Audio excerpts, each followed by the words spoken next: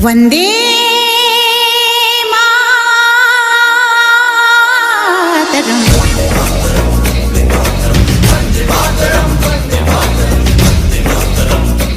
परमवीर चक्र भारत का सर्वोच्च सैन्य अलंकार है, जिसका नाम सुनते ही रगों में जोश और बलिदान की लहर दौड़ जाती है।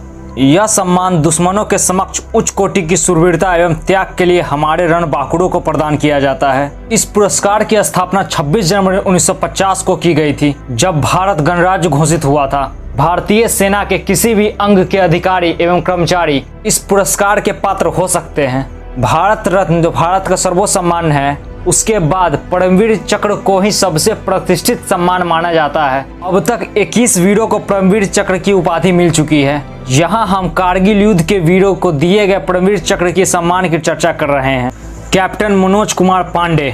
कैप्टन मनोज कुमार पांडे का जन्म 25 जून 1975 को उत्तर प्रदेश के रुंधा गांव में हुआ था। इंटर की पढ़ाई पूरी करने के बाद मनोज कुमार पांडे का दाखिला एनडीए पुणे में हुआ। एनडीए की ट्रेनिंग पूरी करने के बाद गोरखा राइफल्स रेजिमेंट में कमीशन ऑफिसर के पद पर शामिल हुए। कारगिल युद्ध के दौरान उनकी बटालियन को सियाचिन में तैनात होना था। 19,700 फुट की ऊंचाई पर पहलवान चौकी पर जोश और बहादुरी के साथ वे डटे रहे। 1999 के निर्णायक युद्ध में उनकी बटालियन को खुलबार में तैनात किया गया और इनकी बटालियन ने युद्ध में दुश्मनों के प्रत्येक वार का सामना करते हुए दुश्मन सैनिक की लाशें बिछा दी और खुलबार पर विजय प्राप्त की। इस युद्ध में उनके कंधे और पैर बुरी तरह जख्मी हो गए, फिर भी उन्होंने दुश्मन के बंकरों को ध्वस्त किया। दुश्मनों की धज्जियां उड़ाते हुए मनोज पांडे ने अपनी जीत पक्की की। इसी बीच दुश्मनों की मशीन गन से निकली एक गोली उनके माथे पर जा लगी, जिसके बाद वे धराशायी हो गए। मात्र 24 वर्ष की आयु में शहीद होने वाले इस वीर जवान को मरणोपरांत परमवीर चक्र का सम्मान दिया गया।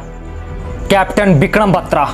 इनका जन्म 9 सितंबर 1974 को पालमपुर में हुआ था। बचपन में इन्होंने देशभक्ति की कहानियां सुनी और सेना के अनुशासन को देखा। सेना के प्रति सम्मान इनके दिल में बचपन से ही था। इन्होंने हांगकांग की मर्चेंट नेवी की नौकरी ठुकराकर अपनी मातृभूमि की सेवा के लिए सेना की नौकरी को स्वीकार किया। बत्रा 1996 में एसडीएस के माध्यम से भारतीय सेना अकादमी देहरादून में प्रवेश लिए और 1997 में 13 जम्मू कश्मीर राइफल्स में लेफ्टिनेंट के पद पर नियुक्त हुए।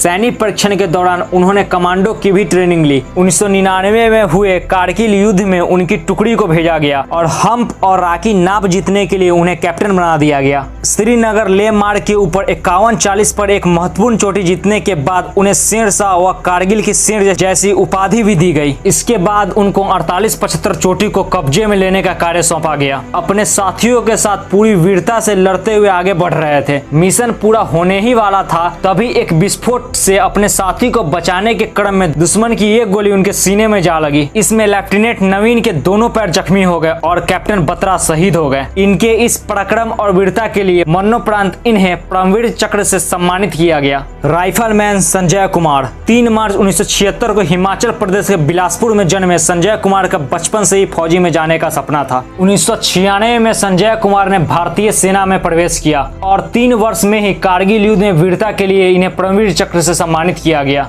4875 फुट ऊंची चोटी पर पराक्रम और वीरता से दुश्मनों को छक्के छुड़ाने के लिए कैप्टन बत्रा के अलावा संजय कुमार को परमवीर चक्र से नवाजा गया। 4 जुलाई 1999 को राइफलमैन संजय कुमार जब दुश्मनों पर हमले करते हुए आगे बढ़ रहे थे, तब दुश्मनों ने ऑटोमेटिक गन से जबरदस्त गोलीबारी शुरू कर दी। इसके बावजूद संजय कुमार ने अपने सामने की मुठभेड़ में 3 दुश्मनों को मार गिराया और जोश से गोलीबारी करते हुए वे आगे बढ़े। इस आक्रमण से दुश्मन बौखलाकर भाग खड़ा हुआ। इस भगदड़ में दुश्मन अपनी यूनिवर्सल मशीन गन भी वहीं छोड़ गया। खून से लथपथ संजय कुमार दुश्मनों से लड़ते रहे। वे तब तक लड़ते रहे जब तक जीत हासिल नहीं हुई। इनको अपनी बहादुरी और साहस के लिए परमवीर चक्र से सम्मानित किया गया। ये खुशी से पूरे सम्मान के साथ अपना जीवन व्यतीत कर रहे हैं। ग्रेनेडियर योगेंद्र सिंह यादव।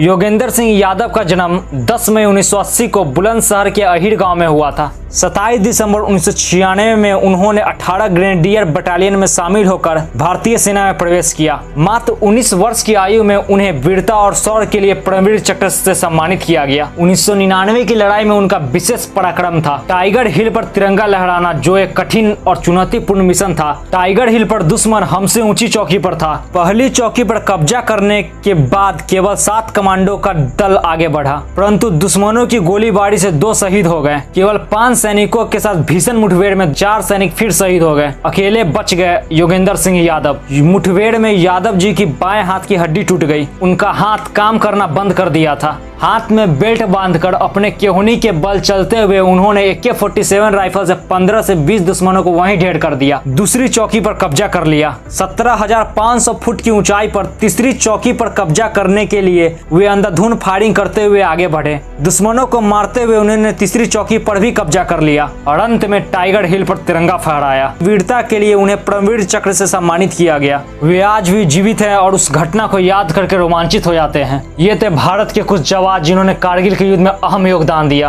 और इन्हें परमवीर चक्र से सम्मानित किया गया। फैक्ट कॉटेज परिवार इन शूरवीरों को पूरे दिल से नमन करता है। ना थके थे कभी पैर मेरे, ना कभी हिम्मत हारी है, जज्बा है कुछ कर गुजरने का, इसीलिए सफर जारी है। आज के वीडियो में बस इतना ही। अगर आप ऐसे ही भारत के शूरवीर योद्धाओं के बारे में जानना चाहते हैं, विज्ञान, रहस्य और ऐसी और भी जानकारी प्राप्त करना चाहते हैं तो इस चैनल के साथ बने रहे। वीडियो को लाइक करें, चैनल को सब्सक्राइब करें, बेल नोटिफिकेशन को ऑन करें और जुड़े रहे हमारे साथ। बहुत बहुत धन्यवाद।